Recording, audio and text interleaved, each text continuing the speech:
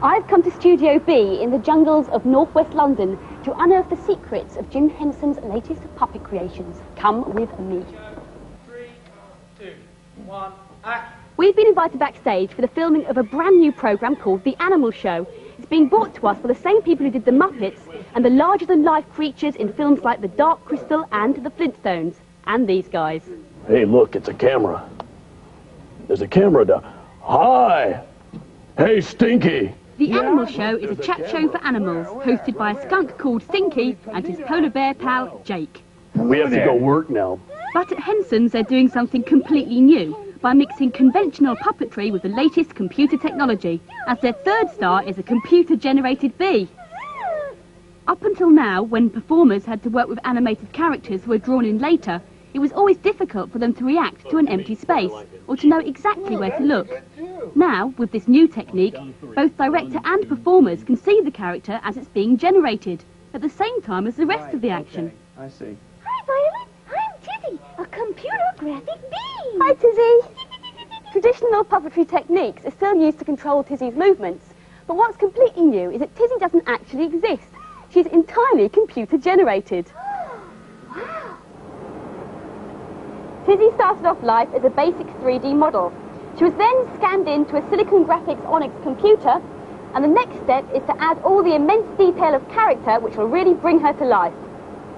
Having created this wireframe from thousands of triangles, they produce a skeleton which will enable Tizzy to move. It's not based on the true skeleton of a bee, but it does enable them to add facial moves and expressions which make Tizzy larger than life. The final stage is to link these movements in the computer to the controllers that the puppeteers use on the floor of the studio. There are actually two Tizzys. This is a low-resolution version of Tizzy, produced live in real time.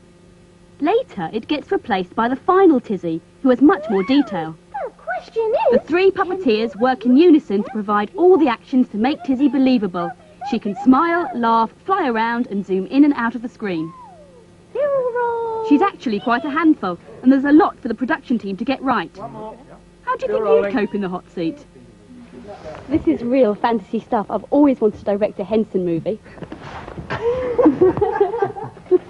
Getting the take stored on computer is only the beginning. Now the real work begins. Tizzy Mark II is created upstairs in the computer editing suite. We do essentially the same process that we were doing on the floor, but this time taking more time over each frame, adding a certain amount of blur, putting the wings on, and using a much higher resolution model.